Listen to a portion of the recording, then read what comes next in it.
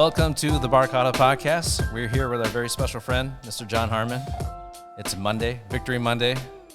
Indeed. September 25th. After a thrilling Packer victory.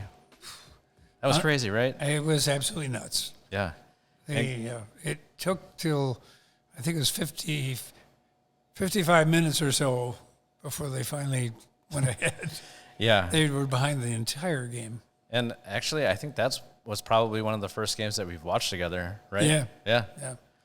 Because of your parents' birthday party. Yeah. That was great. Oh, yeah. We were here at Manila celebrating my parents' birthdays, Papa's and Mama's. And, we had a whole bunch of family and friends hanging out, and it turned into a pretty wild place with the Packer game on. The cheering section at the far end of the bar was amazing. Yeah. Maybe I'll have to throw that in at the end of this so people can kind of get a glimpse of what we were all experiencing yesterday, right? Right. All right. Well, hey, let's get down to the point. Mm-hmm. You just released your first ever book, right? Correct. That's right. Yeah. It was a year and a half maybe in making. I'm not a man of letters per se, but I was convinced by loving friends who very much jazz related, jazz advocate people, that I should write this book. And I kept telling them, no, I don't think I can do this. And finally, their loving persuasion, if you will, got me to do it. And once I started, it was like do a little every day, and it was, and I just kind of plodded through. And they say that steady wins the race. I was steady. I just kept doing some every day. Yeah. And, a year or so later, I had 245 pages of stuff. Yeah. True stuff. Mm-hmm. It was very... The publisher thinks this would make quite a movie, but that's not why I did it. And I'm not even harboring those kinds of ambitions, but I do want the story to be told because, first of all, I'm very proud of the music we created. Mm-hmm. It was unique in the history of jazz music making. I know that sounds like a very bold statement, but there has been nothing like it before or since. Mm-hmm. I mean, it was certainly jazz-related music, but it was not, let's say, straight-ahead jazz. It wasn't funk. It wasn't disco jazz or easy-listening jazz or there's all kinds of categories that simply we defied, I guess. We were called a jazz fusion band. Mm-hmm. And that was kind of, that's not really accurate in a way. I mean, yes, we had acoustic and electronic instruments, and that somewhat defines jazz fusion, but we did what was called, in classical times, program music, so that most of the pieces had some kind of imagery or perhaps a character in a book, or perhaps an event, or perhaps, it was the music painted pictures. Yeah. And so we as we would announce the pieces, we would tell our audiences to give them a better idea why these pieces even existed. Mm-hmm. Because some of them were quite uniquely different. And it was to the delight of some very, very serious critics that shot us to prominence. Yeah. It's pretty cool. Yeah. No, I'm really anxious to dig in and read it. You got a copy of it here, I do right? have a copy of the book here, if you can see it. Yeah. It's, there's 10 blank pages in the middle that have photographs. Not nearly enough that we wanted, but, it wasn't our call. But we had some stuff in there, and it's, you'll get a very good idea, first of all, of the author, me, because it was from my perspective. And you'll get a terrific idea of what life on the road is really like. It's not all glamour. It's very hard work, and you get disoriented at times because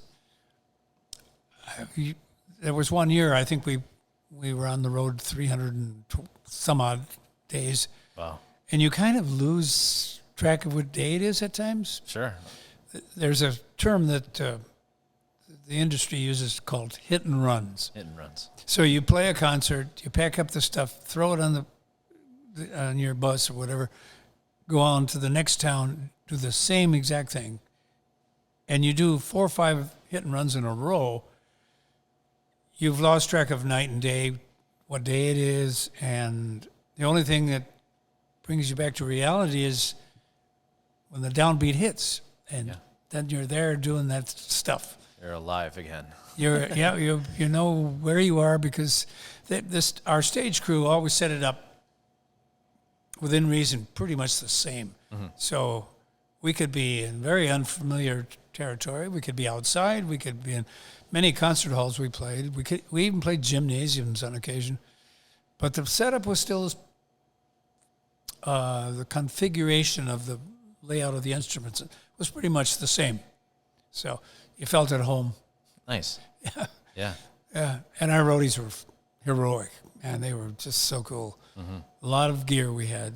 We had, 32 channel Bose system, and these 2 big 16 channel boards, which were heavier than you get.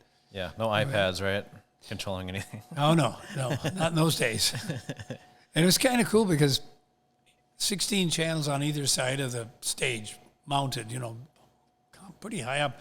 And when things got cranking a little bit, these things inadvertently would light up. Yeah. So you had kind of a little sporadic light show when we were doing something quite loud or, intense. Yeah. So people really, I'm not saying they all understood it, but we had a real hotbed of interest with California and the Southwest. They seem to be more akin to forward-looking stuff. And especially a lot of our things were based on the Lord of the Rings. Well, that's right down the alley of Californians, they love that sort of theatrical stuff, I guess. And but I can tell you this I know it'll sound boastful, but critics loved us. They really did. It didn't matter where we were. There was one venue we played. I think it was in, I believe it was in Texas, in Houston, I believe, at a place called La Bastille. And the owner we got to know because we played there 2 or 3 times, and he really, really loved us. And he said there's 2 papers in town. And, if Miles were here, if Sonny Rollins, if Weather Report, one would love, one would not. He says this is the first time both critics loved the band. And that was Matrix. It was, it was kind of, I know it sounds boastful, but we just put our heads down and kept going. It wasn't, there was no time to get cocky about it or a big head or something. The reviews kept coming in well, and our recordings sold relatively well for jazz recordings. Yeah. Quite well, actually. But the jazz is not a popular music. So, at one point in the book, I am discussing with the president of Warner Brothers, who essentially said, your art music really doesn't mean a whole lot to me. It's you're kind of a tax write-off for us. And he invited me into the office because my teacher, Oscar Peterson, was thinking about joining Warner Brothers jazz department. Yeah. And so he was asking me about, and I said, well, he sold, I don't know, some figure like 35,000 units last year. And he laughed at me. He Fleetwood Mac does that in a week. So there's the two cultures at play: art and popular. You know, and we chose the art side. Yeah, for sure. There's a chapter in the book, or a part of the book, where Warner Brothers sent a couple of envoys down to try to convince us to change your ways. well, at least include a disco tune. Oh, sure. I said, well, I'll put this in front of the band. Well, I knew what the answer was going to be, including the roadies. Yeah. There were 12 of us, 12 nays. So, yeah, it was interesting, but integrity intact. Yeah. Everybody voted, no way. So it was what we were doing, and that's everybody believed in it pretty strongly. To put in the kind of commitment that these guys did was, I mean, call it what you will. Because it was my vision for this thing. To me, they're including the roadies, it was heroic because we went through some very difficult struggles on the road. I mean, things break down, stuff you have to go through. You got to put chains on when you go through the mountains in the wintertime. There's just a lot of things that the average fan doesn't understand. Yeah. What you actually go through to get to a venue to play on time, and well, there's some funny stuff about we never quote canceled a gig except once. And oh, did we catch hell for that? Because it snowed in. We're in Pennsylvania during midwinter, and we got a serious snowstorm. Yeah. So Mike Murphy, the drummer, he called up the venue and said, we can't make it tomorrow. We're snowed in. And we just won't be able to make it. Well, when we called management, they hit the roof. Said, you don't do that. We do that. Ever. Like you have to go through us. Yeah, you have to. I mean, we are managing your career. You're not managing this. We know what's good for you. Yeah. And so don't do that again. Well, we also, of course, we won't, but we laughed our asses off. Yeah. Yeah, I mean, you guys thought you were doing the right thing, right? Well, we had a great time. We were in this great little venue with a big fireplace, a country inn. It was wonderful. Nice.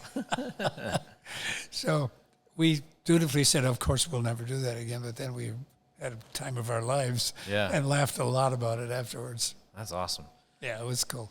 So tell me about the process and stuff. Like, I'm imagining that getting started might have been the toughest thing. It was, without question. I mean, look, you got 9 unknown guys from the Midwest. I'd had a little, I'd lived in New York for quite a while. I had recorded, but I wasn't a name, and none of these other guys were either. So, and if you have a 3 or 4 piece group, that's a little easier to book than a 9-piece group. Yeah, that's a different animal. So it was very difficult, and we did our first year or so. We did covers. We put our spin on it because we had very unusual instrumentation. We had 6 horns and 3 rhythm. The 6 horns were 3 trumpets, 2 trombones, a tenor and a bass trombone, and 1 reed player, and then piano, bass, drums. And we had synthesizers and stuff too, and a lot of different percussion things that other guys played. But essentially, you got to pay for 9 people. And then, of course, we had a sound guy, that's 10. Then we had a roadie, that's 11. Then we had to add another roadie, that's a dozen people you got to feed and keep alive. Well, once we had become established, and see, we didn't even have a recording contract when we played our first major gig. And it wasn't long after we played the Monterey Jazz Festival that Leonard Feather, who was the main critic, one of the main critics in America, he not only was critic for the Los Angeles Times, but for Downbeat magazine. And he flipped over us because it was so unique, and he saw what he was a musician, and he saw what it took to put this kind of a book together that we did, and praised us for it, and gave us very high kudos. And I think it was 77 or something. He voted us. He called it the Golden Feather Award, which is Combo of the Year. He voted us in for that. And so he was the one that put us on the map after our Monterey triumph, if you will, because it was. They didn't know who the hell we were, literally. And as I said, no names, and a bunch of guys from the Midwest, essentially. And we had all this very different music. Well, Californians gobbled it up. And so they went nuts. It just turned out that that particular year, the festival, which starts on a Friday and goes through Sunday, it was kind of straight ahead stuff, most of it. It wasn't very, let's say, contemporary or forward-looking things. And we opened the Sunday night show. It's like 7:30 or something like that at night. And I think people were just hungry for something fresh. We gave it to them. And I swear, we walked off the stage that night, and people were shoving microphones in our face. There was 3 to 4 remote radio stations from the West Coast that were covering. And we didn't know what we had done. People were standing on their chairs screaming, and we're going, what the hell did we just do? Well, that launched us into a national name overnight, because Leonard Feather then wrote another glowing review. So we ended up playing at Concerts by the Sea, which is a beautiful venue in Redondo Beach.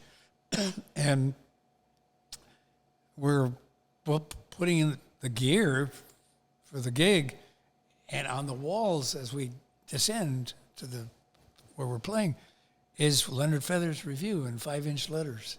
Wow. And I'm going, wow, this is how the big time does it. Yeah. And it was heavy, so yeah, it was. Well, that's why, I would be telling these stories to our friends, stuff that was just fun to relay, and they kept saying, gosh, you got to write a book. And I said, nah. But after a couple of years of, pressing me, I finally said, I'll try. Yeah. I said, I'd try. And off you went. And here's the result. Yeah. That's very cool. So the title of the book is called From the Heart, The Story of Matrix. Correct. Yeah. That's so cool, dude. Like, how many people can say they've published a book like that, Well, I don't know, and I didn't expect this, but here I am talking about it. And the thing was wonderful, though, is one of our members who became a full-time teacher at Ripon College and became the dean of the head of the music department there, and ultimately became a doctor, and so forth and so on, and has written a bunch of books himself. He helped me with encouragement.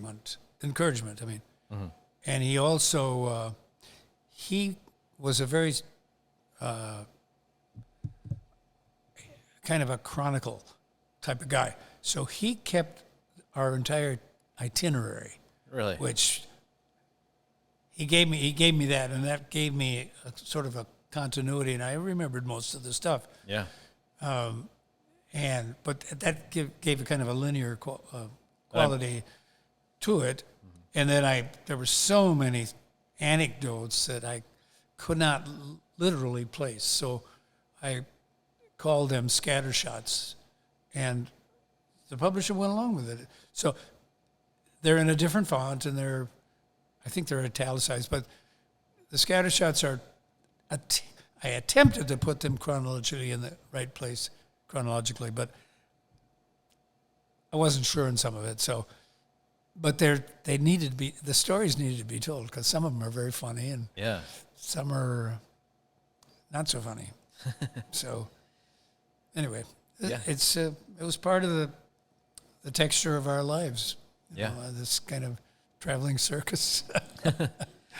So along with the book, you did record the audio portion of it too, right? Yes, I did. I recorded the book. I am in the process of putting in some actual Matrix music between Nice. some of the chapters. Yeah. And it'll all be original music, of course, but that I think should make an interesting read or audio book as well. Yeah. Not that I'm going to play all of our pieces or anything like that, but just give a taste of what some of the stuff we were capable of doing. Yeah. These guys were really good. I mean, I wrote some very difficult music, and so did Fred Sturm and other members who wrote for the band. But these guys pulled it off, man, and that's why I call it heroic. Yeah. So Tom, right? Tom Ashaka's helping out with that? Yes, he's doing, in his studio, he's doing the audiobook. And Tom is a part of the book because later on, when we had kind of disbanded and weren't touring anymore, we still recorded, and we needed help because one of the saxophone player, his father had died, and the timing was funky. So we asked Tom to help, and so he did. So we got these two titans sitting side by side, trading parts and stuff. And it was pretty cool. So, yeah, Tom is a fine musician, as you know, and also a great engineer. His studio is fantastic. So yeah, that's where I'm doing the audiobook. So when can we expect for that to be released? I would say within the next few weeks from now. Okay. Because I'll be gone next week, but then, it won't take, I hope, too long to put in the proper music at the proper time. And Tom will help me with that, too. Okay. Excellent. Mm-hmm. Yeah. So who was there, like, anybody that kind of helped you along with the process of everything? I think Kurt Dietrich, who was our lead trombone player, because he's written 4 books. Oh. He wrote Duke's Bones, Jazz Bones, Wisconsin Riffs, which is a huge book of all the Wisconsin people, portraits of all the jazz people that have come out of Wisconsin. Mm-hmm. And then his latest book is on Al Jarreau. So he had experience in the publishing, world and what to expect with all the editing. Because, 3 edits of the book to try and eliminate every issue or add stuff or delete stuff. It was a very arduous process, and my wife helped an awful lot with that. Mm-hmm. She was a librarian and a great musician and a great advocate for the group, so she took it upon herself to really help me with the edits. So yeah. Well, for those of you that don't know, John's been playing with us here at Manila for 11 years now. 11? Yeah. And this whole last year, Draft was bringing in her computer, making notes and edits and all that kind of stuff. And she's like, oh, I hope this is going to be done by this next week. And then it would be the same story again. Oh, I hope this is going to be done next week. But yeah, no, it's so wonderful to see that, she was such a big part of this whole process. And, because it's part of her life, it's your lives, and yeah. Well, she was at home raising children and stuff, and taking care of a lot of home fires and so forth. But that's who she married, and she knew that. But she also knew all the guys in the group because most of the band came from Lawrence University. Well, she was a Lawrence student also, so she knew these guys and knew and believed in the vision that I had, which the others adopted. And so it was she's a big part of it. Oh, yeah. Yeah. Very important. Anybody else you want to give a shout out to in terms of, helping out with it? Or do we not have enough time for that? Well, I'd shout out to all the members who are still with us. and those who, of course, we've lost a number of members too.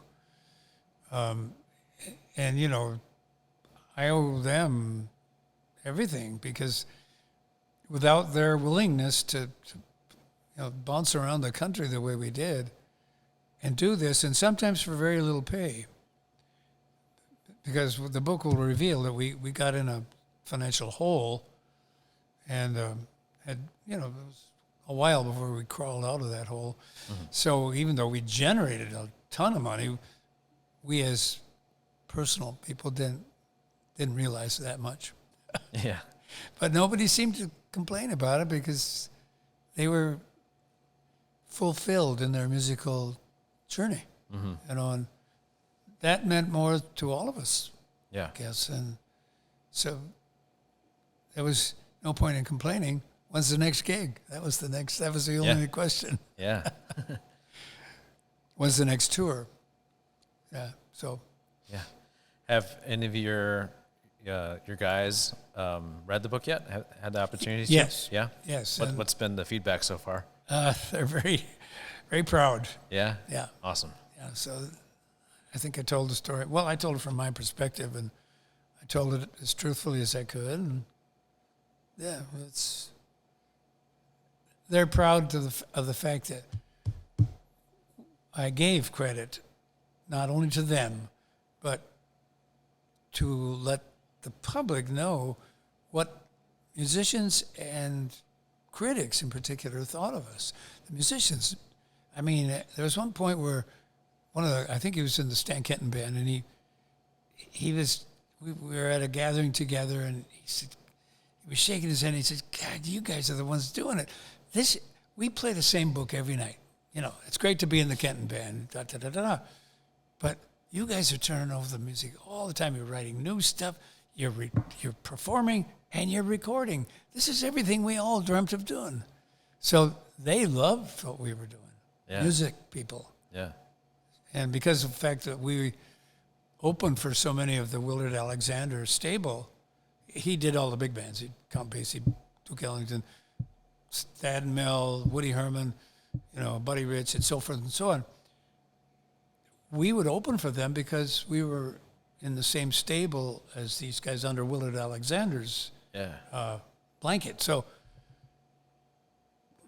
you know, we crossed paths a lot, and they just were so amazed that we were getting away doing what we were doing. That's so cool, man. Yeah, it was pretty cool. Yeah.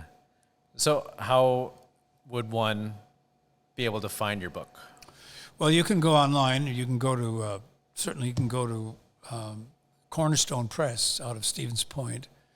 You can, I think it's available on Amazon, but or you could come here for a book signing. Yeah. Which I think that's partly why we're here, isn't it? Yeah. October 7th. It's a Saturday. Yep. I believe we're planning on having you do the book signing from 4 to 5. Okay. But 4 to 5 is kind of loose, right? Yeah. Because, you know, depending on people who shows come in up. during the evening, I'll be happy to sell a book, sign it. And then later on, about 6 o'clock or so, the Harmon Boys will be performing. And if you haven't had the chance to check them out, it's really a special time every time they get together and play. And to be able to listen and hear them in this space, which I love the space for live music, it's the perfect combination. Well, we're honored and blessed to have you as keeping this venue operable for not only us but other players as well. So you should be patted on the back for maintaining live music. Yeah, appreciate you, man. No, we appreciate it. Everything that you guys do, like it's wonderful. Thank you. Yeah. So I hope that you guys can make some time to check them out on October 7th for sure. But if not, they are here every first Saturday for the most part, unless we have it noted on our website and social media and stuff. So. And I'm here every Friday. Yeah, every Friday, 6 to 9. We'd love to have some copies of the books here too. You know, I will if people want to pick it up here and everything too. So. Sure, I'd be happy to bring some and be an honor. Again, the story needs to be told, and I guess that's partly what drove me to do it. Yeah. It's a cool story. And like I said, it's so unlikely that we made such a splash out in the world because of, first of all, the economics of 9 people or 12 if you want to count the roadies and stuff and the sound guy. Yeah. And it's an industry, it's a business, and the jazz market is not like the pop market at all. Not at all. Mm-hmm. It's you sell 35, 40,000 jazz albums a year, that's a hit. Yeah. And we were able to do that. Yeah. So. Yeah. Well, a couple quick questions for you. Sure. What would you say was your most favorite venue that you played at? Well, there's a lot of them. Mm-hmm. We played the Monterey Jazz Festival twice, which was amazing. Yeah. Because there's 7,000 people, and they're loving it. I mean, that's Summerfest. By the time we got some national prominence, when we played Summerfest, I can't even tell you how many people were there. It was a real thrilling thing to see. It looked like clips you see of rock shows, Yeah. 30,000 people.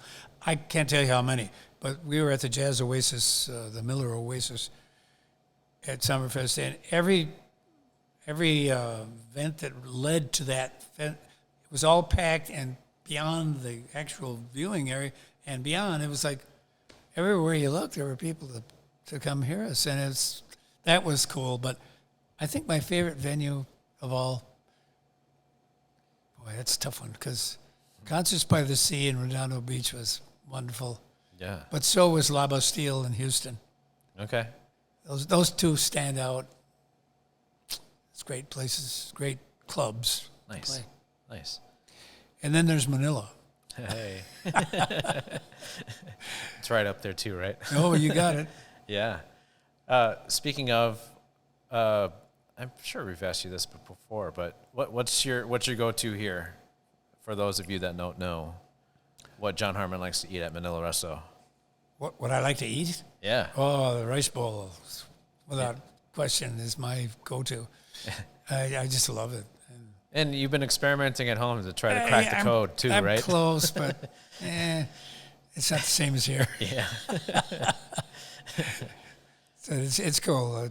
It's great. But I've never had anything that I haven't liked here. So, I'm not a connoisseur necessarily, but everything I've ever had has been Class A number one. So yeah, you dug in a little bit to whatever we had here at the party yesterday, right? Yeah.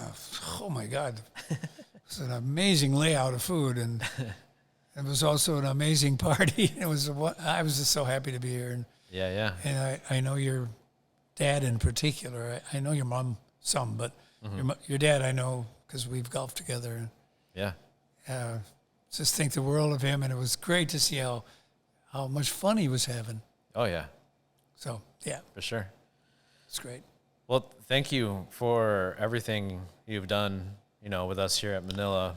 I feel like, people don't say these things, enough, but, I can never say it enough when it comes to you and your family and, what it means to have you here, every week, playing with us right from the beginning, man. Yeah, I'm honored to be here all 11 years of Manila, and it's a wonderful, and getting to know I came here and you didn't have a family other than a beautiful bride, and now you have 3 young ones, and I've been here for all of them. So yeah, it's not crazy. That's cool. It's really cool. Yeah, it's a wonderful.